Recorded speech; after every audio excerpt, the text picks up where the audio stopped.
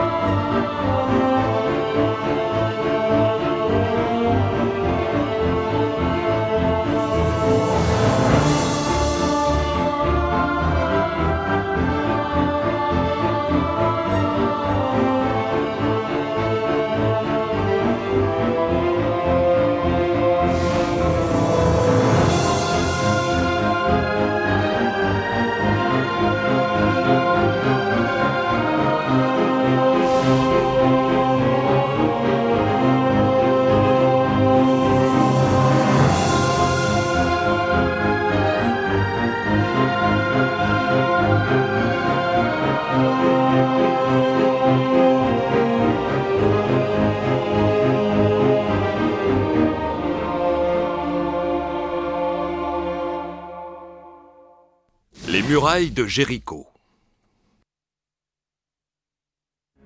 Le peuple d'Israël était malheureux, parce que son prophète, Aaron, était mourant.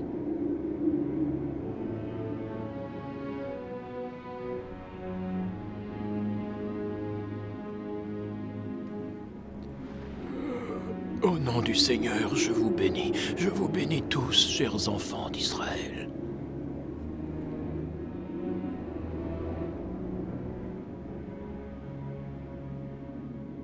Aaron mourut au sommet de la montagne de Hor, dans la 40e année après la fuite d'Égypte, à l'âge de 123 ans. Son peuple, rebelle aux paroles du Seigneur, l'avait persuadé d'adorer un veau d'or, et c'est pourquoi il ne lui fut pas permis d'accéder à la terre promise. Éléazar, tu porteras la robe de ton père, et tu deviendras le grand prêtre d'Israël.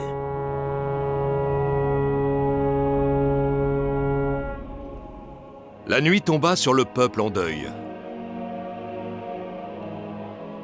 Le matin venu, les enfants d'Israël se remirent péniblement en route, rêvant plus que jamais d'atteindre enfin la terre promise.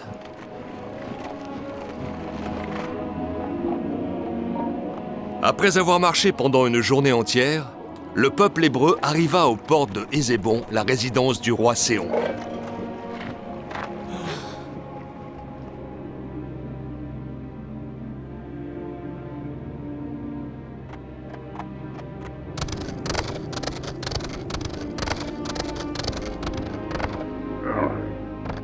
Le peuple d'Israël salue le roi des Amoréens. Garde tes salutations, étrangers. Qui t'a autorisé à pénétrer sur mes terres? Nous désirons juste emprunter le chemin qui les traverse, sans nous arrêter ni même boire de votre eau. Vous êtes des nomades affamés. Si je vous laisse passer, vous assécherez mes puits, tuerez mes troupeaux et ravagerez mes récoltes comme une nuée de sauterelles. Faites demi-tour immédiatement, ou je vous ferai goûter le fer de nos épées. Je regrette, roi Séon, mais sachez qu'il nous est impossible de faire demi-tour. Vous préférez sans doute que la vallée devienne rouge de votre sang? Vous verrez bientôt de quoi le Dieu d'Israël est capable. Vous verrez! Au nom du Seigneur Tout-Puissant! Les trompettes annoncèrent le début des hostilités. Les Hébreux et l'armée du roi des Amoréens se faisaient face, attendant le signal du combat. À l'attaque! En avant, mes amis! Le Seigneur est avec nous! La bataille s'engagea. Elle fut violente et sanglante.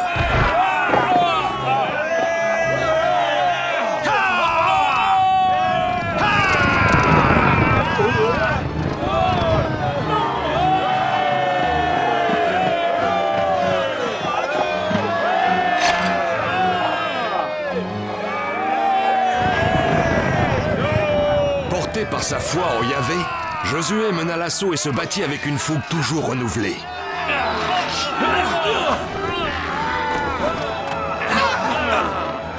En avant! Le Seigneur est avec nous!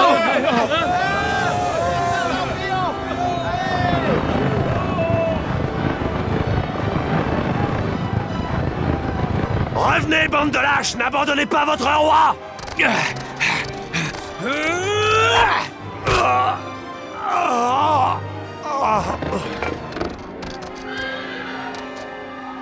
Victoire, mes amis! Victoire! Victoire! Bien que la route fût semée d'embûches, le peuple d'Israël reprit sa longue marche vers la terre promise par le Seigneur. Il se retrouva une fois de plus en danger. Voici une nouvelle épreuve. Nous devrons encore nous battre. Nous sommes prêts. Arrêtez la caravane à l'entrée du défilé. Je vais prendre avec moi les hommes armés et partir reconnaître la route.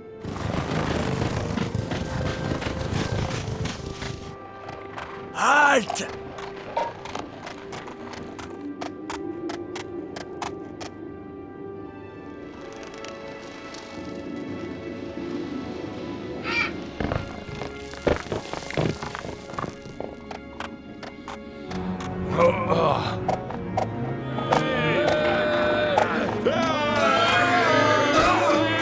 Tuez-les tous! En avant, le Seigneur est avec nous! À l'attaque, mes amis! Le Seigneur est avec nous!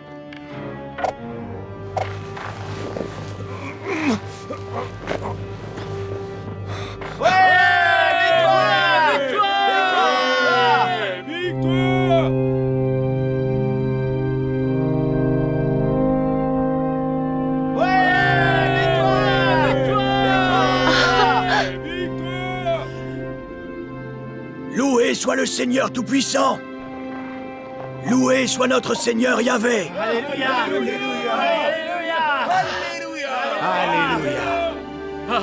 Et c'est ainsi que le peuple d'Israël put s'installer et camper quelque temps dans une vallée fertile du pays des Amoréens, sous le règne de Séon.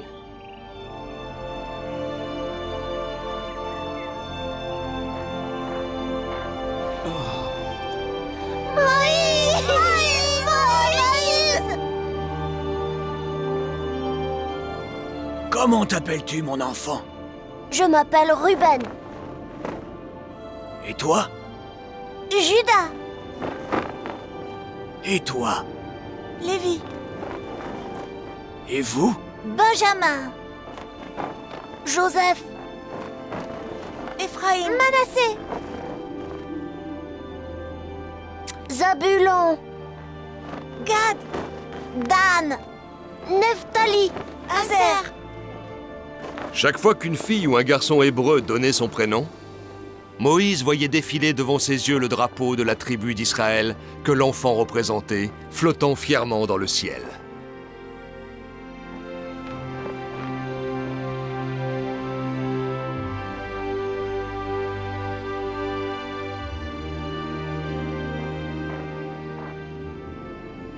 Le Seigneur Tout-Puissant est descendu du mont Sinaï pour donner sa bénédiction aux tribus d'Israël.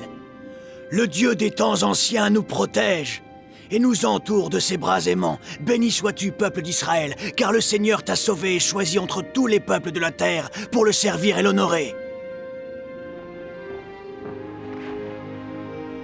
Enfants d'Israël, nous sommes des pécheurs tous autant que nous sommes, et nous avons gravement offensé le Seigneur. C'est pourquoi Yahvé m'a dit que nous ne passerions pas le Jourdain. Ici se termine notre voyage. Nous camperons ici, nous servirons le Seigneur et nous attendrons ses ordres. Mais n'oubliez jamais ce jour, car la terre que vous avez sous les yeux est le pays de Canaan. Oui, mes amis, c'est la terre promise. Josué, agenouille-toi.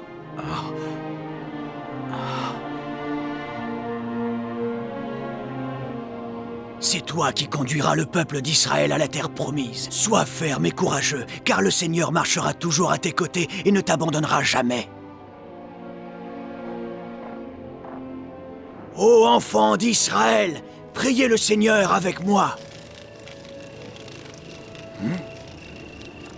Moïse, fidèle Moïse, écoute ma voix.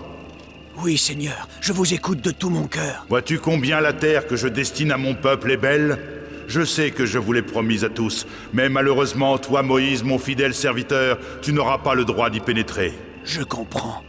Je ne mérite pas de fouler la terre sacrée, mais je suis satisfait d'y avoir conduit mon peuple. J'ai accompli ma mission, je peux mourir désormais, mon Seigneur. Tu m'auras été fidèle jusqu'au bout, Moïse. Je serai toujours avec toi. Je suis ton serviteur, Seigneur. Quand il eut fini de parler à Yahvé, Moïse ferma les yeux et repassa mentalement les moments forts de sa vie. La méchanceté de Pharaon, la douceur de son épouse, la nuit de la mort des premiers-nés, l'ange de la mer Rouge, le partage des eaux et la fuite d'Égypte, ainsi que la poursuite de Pharaon, sa mort et celle des soldats égyptiens.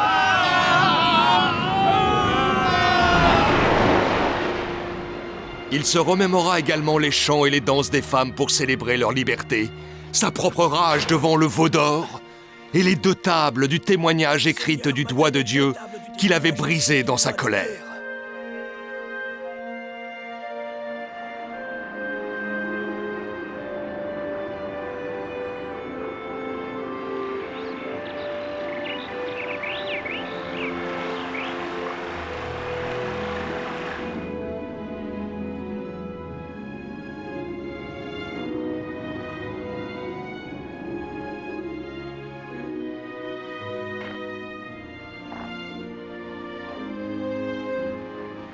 Josué, mon fils, sois courageux.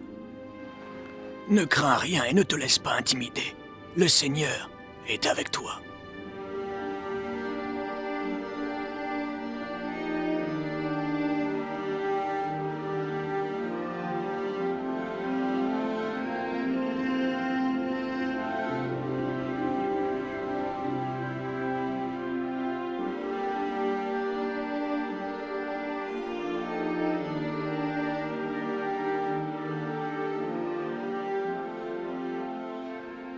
Mes enfants, j'ai consacré ma longue vie à servir le Seigneur. Le moment est enfin venu pour moi de me reposer.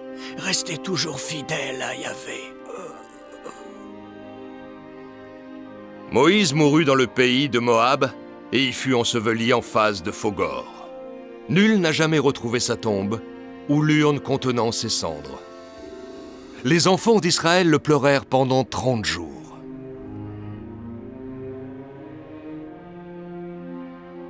Il n'y eut plus dans Israël aucun prophète comparable à Moïse, qui fit d'œuvres aussi grandioses et à qui Yahvé s'adressa aussi souvent. Il avait 120 ans lorsqu'il mourut, mais c'était encore un homme fort et vigoureux. Le peuple hébreu put alors traverser le Jourdain et camper à Galgala, dans la plaine de Jéricho, pour y célébrer la Pâque.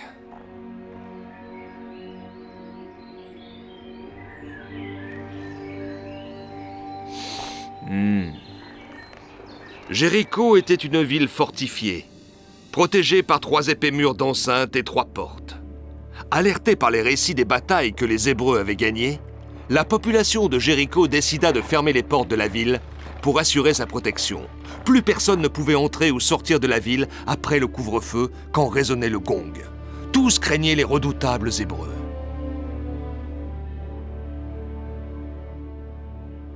Combien sont les Hébreux, à ton avis? Je dirais plus de 100 000, Votre Altesse. Plus de 100 000? Tant que ça, vraiment? Pour parer à toute attaque des Hébreux, le roi de Jéricho décréta que tout homme en bonne santé et en âge de prendre les armes devrait suivre un entraînement militaire pour défendre la ville et ses habitants.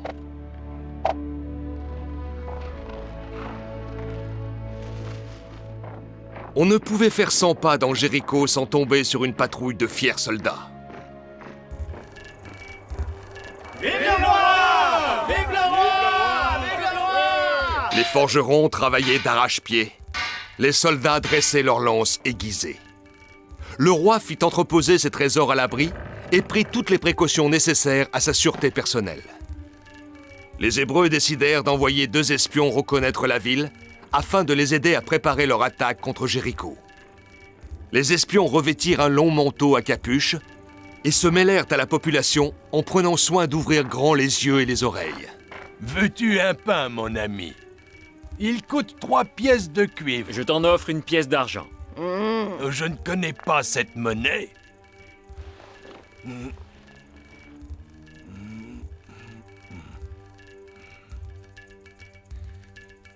Je te remercie, étranger, j'accepte ta pièce d'argent. Tu n'es pas de la région, n'est-ce pas? Merci.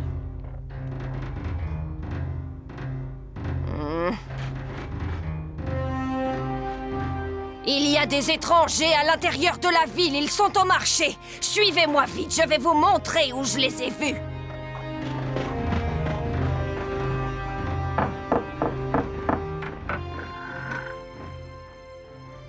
Hé, as-tu vu des étrangers rôder dans la ville? Les soldats du roi de Jéricho se mirent aussitôt en quête des deux mystérieux étrangers. Ils fouillèrent chaque rue, chaque recoin, et demandèrent à tous les habitants de Jéricho s'ils avaient aperçu deux hommes suspects arpenter la ville.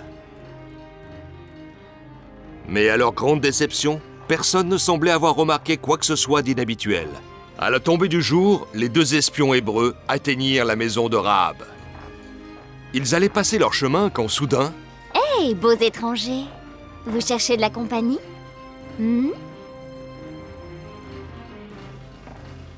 Non, nous cherchons juste un endroit où passer la nuit. Vraiment rien d'autre, vous êtes sûr? Non, rien d'autre, nous te remercions. Oh! Soyez les bienvenus, étrangers. Entrez.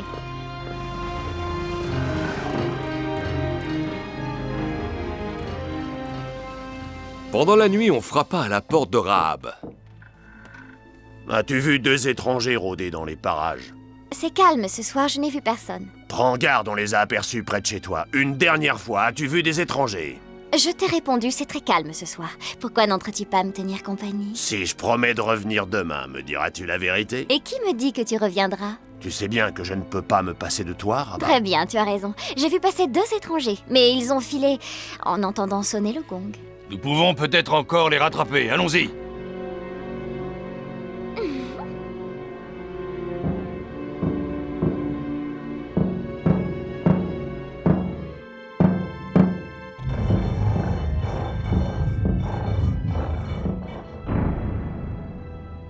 Ma fenêtre donne sur les murailles de la ville. Elle vous permettra de vous échapper. Mais tout d'abord, dites-moi qui vous êtes. J'aimerais vous connaître. Nous sommes venus à Jéricho parce que Josué nous l'a ordonné. Josué? Mais qui est donc ce Josué? C'est Attends, l'homme que le s'il Dieu te plaît, d'Israël je ne a choisi comprends pas pour ce que guider tu notre dis. peuple. Je n'ai jamais entendu parler du Dieu d'Israël ni de ton peuple. Pourquoi vous a-t-il envoyé à Jéricho? Qu'êtes-vous venu chercher? Qu'attendez-vous de nous? Nous n'attendons rien de vous, Rahab, mais il va bientôt frapper ta ville de sa main pour la faire sienne. Mais c'est impossible, personne ne peut pénétrer dans Jéricho sans la permission du roi. Personne! Vous avez vu les 3 murailles et les 3 portes, et l'imposante armée que le roi a levée. Le Dieu d'Israël est bien plus puissant que ton roi. Il nous a libérés du joug de Pharaon. Il a fait s'ouvrir les eaux de la mer Rouge. Il nous a nourris 40 jours dans le désert. Il a fait jaillir l'eau des rochers. Il est Yahvé, notre Seigneur tout-puissant. Je ne sais pas si je dois vous croire. Vos histoires me paraissent bien confuses, mais j'avoue que vous me plaisez, surtout toi, Pinkas. Tu me plais beaucoup, tu sais. Nous devons nous en aller. Mais quand vous reviendrez, souvenez-vous oui. que je vous ai sauvé. Sois-en sûr, Rahab. Sois sans crainte. Le Dieu d'Israël ne t'oubliera pas. Descendez le long de cette corde, personne ne vous verra. Vite, partez! Quand tu entendras résonner les trompettes de Yahvé, noue cette écharpe rouge à ta fenêtre et rassemble ta famille.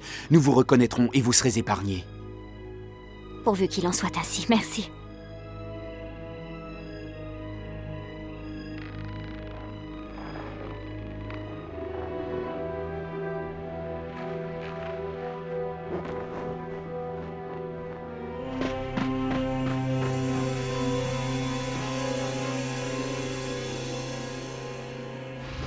Es-tu ami ou ennemi?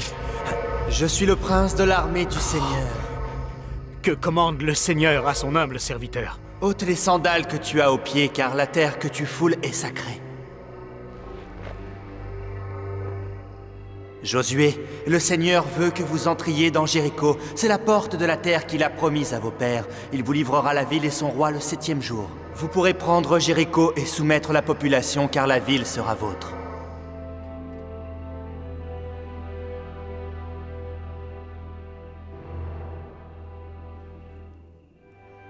Le Seigneur m'a fait dire qu'il nous livrait Jéricho, son roi et tous les vaillants hommes qui protègent la ville. Vous, les hommes de guerre, ferez le tour des murailles de la ville une fois par jour pendant 6 jours d'affilée.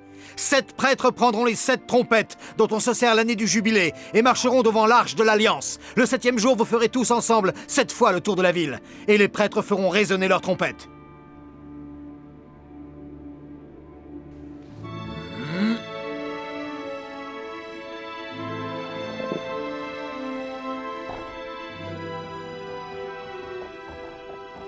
Leur petit manège dure depuis 7 jours. Qu'est-ce que ça signifie? Attaquons-les, Majesté.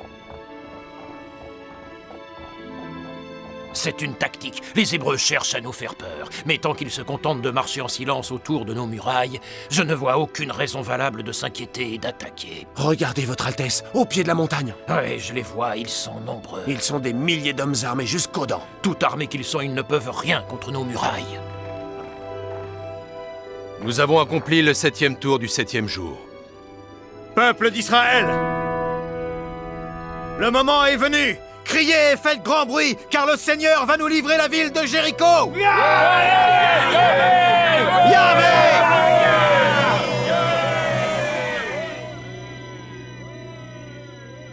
Le peuple jeta un grand cri et les prêtres firent résonner leurs trompettes. Et quand les enfants d'Israël entendirent le son des trompettes, une gigantesque clameur de joie s'éleva et les murailles de Jéricho s'effondrèrent.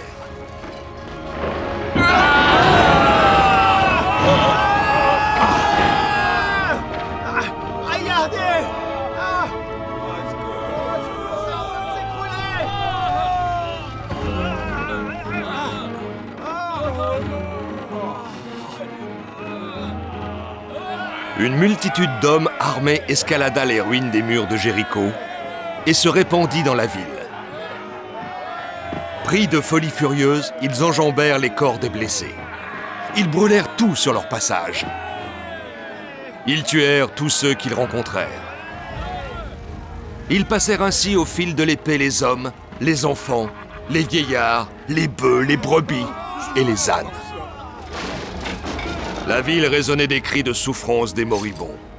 Ce fut une effroyable tuerie. Le sang coula des heures durant. Aucun des habitants de Jéricho ne survécut au massacre. Dans les rues, sur les places, à l'intérieur des maisons, les corps gisaient à terre, sans vie. Faites sortir Rahab et sa famille.